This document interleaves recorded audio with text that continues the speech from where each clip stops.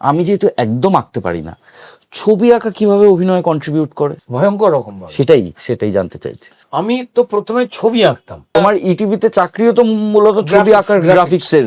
তখন তো আঁকার পেপার ছিল না। ওই মিষ্টির দোকান থেকে যে ক্যালেন্ডার গুলো দিত, আমার বাবা পেন্টার হওয়া সত্ত্বেও ওই ক্যালেন্ডারের পেছনে ওটাই পেপার হয়ে যেত, ক্যানভাস হয়ে যেত। আর্ট পেপার ক্যানভাস, ওখানেই ছবি আঁকতে হতো। চকের টুকরো বাবা নিয়ে আসতো আর আমি মেঝেতে আঁকতাম। তো বাবা ঢুকে মেঝেটা দেখতেন বা আমার কাগজে আঁকাটা দেখতেন, এরম করে কেটে জিরো করে দিতেন। আমাকে বলেছিল চোখটা মিলছে না। চোখটা আমাদের সিনেমার পর্দার মতো, আর ঠোঁটটা হচ্ছে যেটা বুঝতে পারছি না, তার জন্য সাবটাইটেলটুকু। আচ্ছা, যা বলবার এটাই বলবে।